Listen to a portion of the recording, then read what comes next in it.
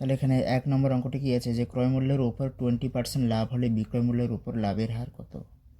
ক্রয় মূল্যের উপর 20% লাভ হলে বিক্রয় মূল্যের উপর লাভের হার কত? তাহলে ক্রয় মূল্যের উপর 20% লাভ, অর্থাৎ ক্রয় মূল্য যদি এখানে হয়, ক্রয় মূল্য যদি হয় 100, তাহলে 20 টাকা লাভ করেছে, তাহলে বিক্রয় মূল্য হবে কত? 120। বোঝা গেল? ক্রয় মূল্য 100, 20 টাকা লাভ করেছে, 100 টাকায় 20 টাকা লাভ করেছে, তার মানে বিক্রয় মূল্য হচ্ছে 120।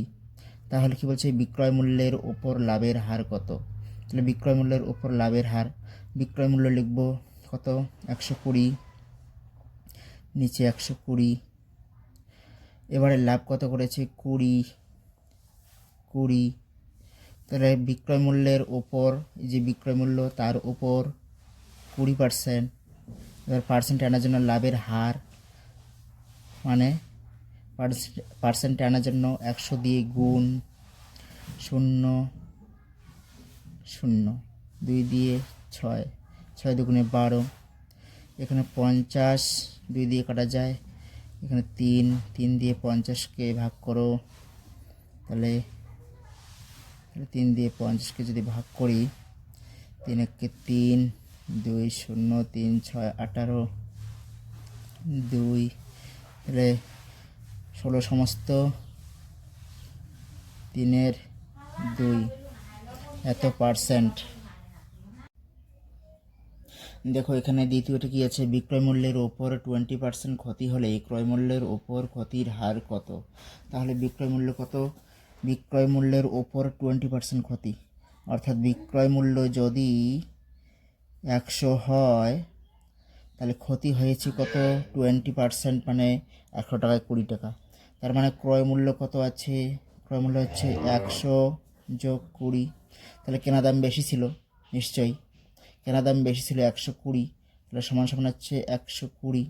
তার মানে ক্রয় মূল্য ছিল 120 আর 20 টাকা লস করেছে, 20 টাকা লস করেছে, তাহলে বিক্রয় মূল্য হয়েছে 100। তার মানে বিক্রয় মূল্যের ওপর 20% ক্ষতি। বোঝা গেল? বিক্রয় মূল্য যদি 100 হয়, 20% ক্ষতি হয়েছে, তাহলে ক্রয় মূল্য কত হবে? 120। এবারে কি বলছে যে ক্রয় মূল্যের উপর ক্ষতির হার কত? তাহলে ক্রয় মূল্য কত?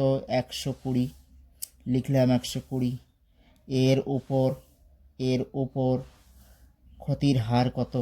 20%, 20% ইন্টু 100, আনার জন্য 100 দিয়ে গুণ করতে হবে, 0 0 ক্যান্সেল, 6 দুগুণে 12, এবারে 3 দুগুণে 6, এখানে 50 আর যায় না, তাহলে 3 দিয়ে 50কে আমরা কি করব? 3 দিয়ে 50কে ভাগ করব, বলে কত হবে? 3 16 48, 2, তাহলে 16 পূর্ণ 3 2%। আগেরটা ছিল কি? আগেরটা ছিল লাভ, এবার একটা হলো ক্ষতি, তাহলে একটা লাভের আর একটা ক্ষতির হয়ে গেল।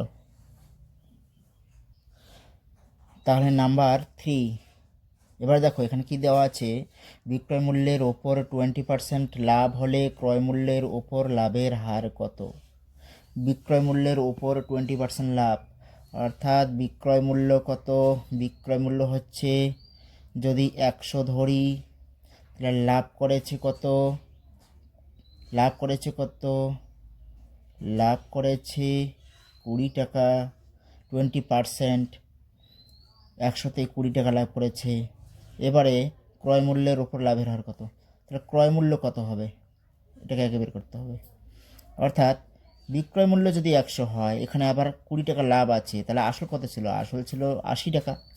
100 টাকা ছিল বিক্রয় মূল্য, 20 টাকা লাভ করেছে, লাভটাকে বাদ দেই, সমান সমান, তাহলে 80 হবে। 80 টাকা ছিল ক্রয় মূল্য। এবারে আমরা কি করব? এবারে যেহেতু কি চেয়েছে যে ক্রয় মূল্যের উপর লাভের হার কত, তাহলে ক্রয় মূল্য লিখলাম, ক্রয় মূল্য কত? 80 টাকা, তাহলে 20 টাকা লাভ টাকা লাভ, লাভের হার চেয়েছে, তাহলে 100 দিয়ে গুণ, 0 0 ক্যান্সেল, 4 দুগুণে 8, 4 25 100 সমান সমান 25%। ক্লিয়ার? দেখো এখানে 4 নম্বর কি বলেছে, এক ব্যক্তি 178 টাকায় একটি বস্তু বিক্রি করায় 11% ক্ষতি হয়, কত টাকায় বিক্রি করলে 11% লাভ হবে? অর্থাৎ 178 টাকায় একটি বস্তু বিক্রি করায় 11% ক্ষতি হয়েছে, এবারে কত টাকায় বিক্রি করলে 11% লাভ হবে? যদি এরকম টাইপের অঙ্ক থাকে তাহলে আমাদের প্রথমে বের করতে হবে কি, এখানে যেহেতু বিক্রয় মূল্য আছে, ক্রয় মূল্য দেওয়া নেই, তাহলে এই যে উপরের পার্সেন্টটা এটাকে আগে ভাঙাবো। কত আছে? 11%, মানে এত পার্সেন্ট কি ক্ষতি। তার মানে যদি ক্রয় মূল্য হয় 100 টাকা, তাহলে ক্ষতি 11 টাকা হবে, তাহলে কত হবে? বিক্রয় মূল্য কত হবে? 89 টাকায়। 100 টাকায় কিনে 89 টাকায় বিক্রি করা হয়, তার মানে এটা হচ্ছে বিক্রয় মূল্য, বি ফর বিক্রয় মূল্য, বোঝানোর জন্য এটা বললাম।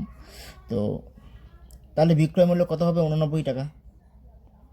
11% মানে 11 টাকা ক্ষতি হয়েছে। ক্রয় মূল্য কত? 100। এবারে কি ক্রয় মূল্য আমাকে বের করতে হবে। তাহলে ক্রয় মূল্য বের করতে হলে আমাকে এই যে ক্রয় মূল্য বের করলাম, তাহলে ক্রয় মূল্য সমান সমান যেটা বের করলাম ক্রয় মূল্য, এটাকে আগে বসাও 100 ইন্টু, এবারে বিক্রয় মূল্য কত বের করলাম? 89, এটা নিচে হবে। আর এইখানে দেখো বিক্রয় মূল্য কত দেওয়া আছে? 178 টাকা। 178 টাকা। এবার 89 দিয়ে এটাকে কাটো, 2 দিয়ে কাটা যায়। এবারে সমান সমান 2 আর 100 গুণ করলে 200, এত টাকা।